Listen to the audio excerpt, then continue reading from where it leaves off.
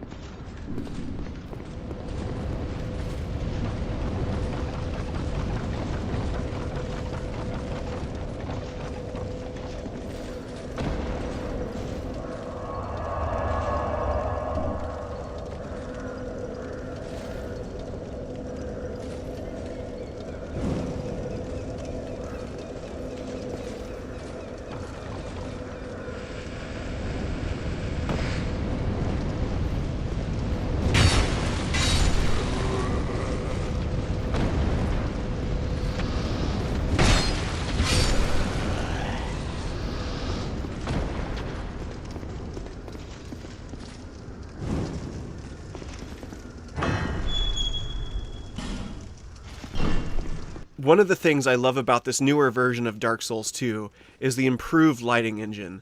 In the initial trailers for Dark Souls 2, the lighting engine was incredibly dynamic and created some really cool effects. However, upon release for the original game, many were disappointed that the lighting engine didn't live up to what was featured in the trailers. That being said, I did love how there were some areas in this game built specifically in mind with the torch, and it asked the question to the player, do you want to sacrifice attack and defense for better visibility, and vice versa. But in the Scholar of the First Sin version of this game, the lighting engine was heavily improved, and there are additional areas that now require the torch, like this hallway. I must admit, I really like the areas that are dark in this game, and almost require the torch to get through. It kind of adds to the feeling of uneasiness as you trek through an area, and actually one of my favorite areas in the game almost requires a torch to get through. So it's a really cool mechanic, and it's one of the things that's unique to Dark Souls 2 that I love about it, because aside from the Tomb of the Giants in the original Dark Souls, there hasn't been really any areas in the series that require you to have some sort of light source to get through. So I love that they included that aspect in Dark Souls 2.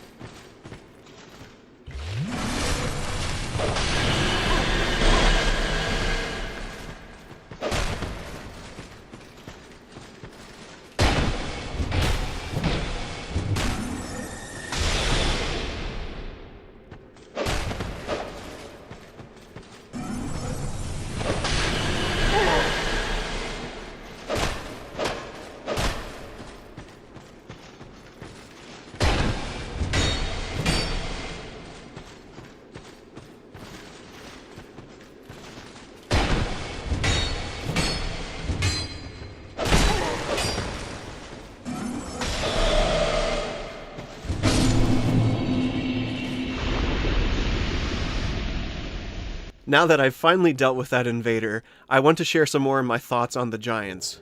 As Melentia mentioned earlier, a lot of the trees we find in this fortress are actually the remains of the giants who fell in battle. And this is evident with one of the special items dropped by one of these giant trees, the seed of a tree of giants.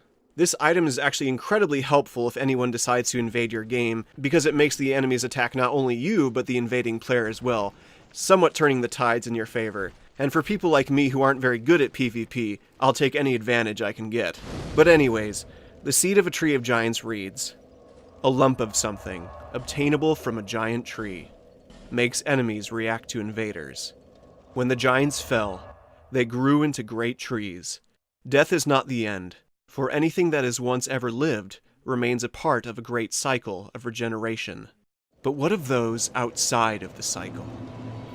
I love that last line, because it's a great hint as to one of the really important characters in the story we're going to meet. And it's also just a very compelling idea for the series of Dark Souls in general, because as you play each of the Dark Souls game, you'll kind of see that it's a cycle between fire and dark. In Dark Souls 2, they bring up this interesting concept, well, what if someone exists outside of the cycle? And we'll learn more about this incredibly compelling aspect of the story with one of the big characters we meet later on in the game. They've been selling rather well, and I may step up operations soon. I'm surprising even myself, to be honest.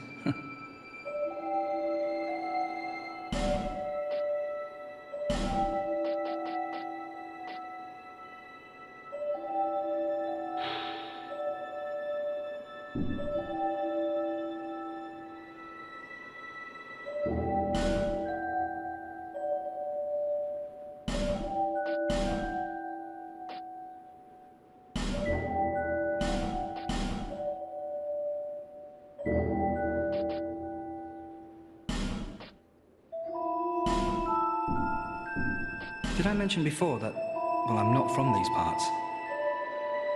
I was on a journey, and somehow ended up here. The desolation here was disenchanting at first, but over time, things started to turn my way. Yeah, I've got a good few regulars now. They're all strangely desperate and quite willing to pay a premium. Sadly, some of them never come back, but I try not to think about it. Have you seen that warrior lugging that giant blue sword about? I'm no expert, but that appears to be a fine specimen. The monstrous thing has a peculiar design, quite unlike anything found in Volgan. If you should speak to him, would you ask him if he won't sell it? I'd have to take another look, but I'm confident I could offer quite a price. Thanks very much. Do come again.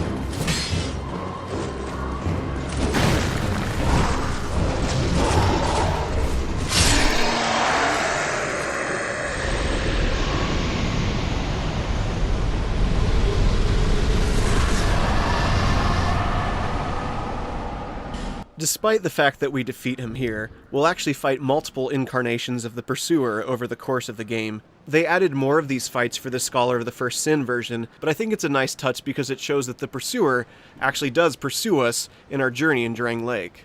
The soul description of the Pursuer reads, "Soul of the Pursuer, who lurks in Drang Lake. The Pursuer, who seeks the bearer of the sign, will not rest until his target is slain." Now, it's not exactly clear who or what assigned the Pursuer with this duty of hunting down those marked as the undead. Now, the lore in the game is actually pretty vague about the Pursuer himself, so it's kind of up to us to create theories on who he really was and who set him on this path. There is a little bit more info in his Sword and Shield, which reads, "The Pursuer hunts down those branded by the curse, as if each undead soul that he claims will atone one of his sins." So this implies that the Pursuer was someone who was responsible for a great many crimes, and was burdened with the guilt of many sins, and one of his ways he thought to repent from those sins was to take down those who were marked by the undead. As I said, the lore is a little bit more vague on the Pursuer, but I still think he's a very fascinating boss character, and I have to say he has one of my favorite boss weapons in the game. The Pursuer's Ultra Greatsword is pretty darn awesome. But yeah, we haven't seen the last of the Pursuer. We're going to be fighting him quite a few more times before the end of this playthrough.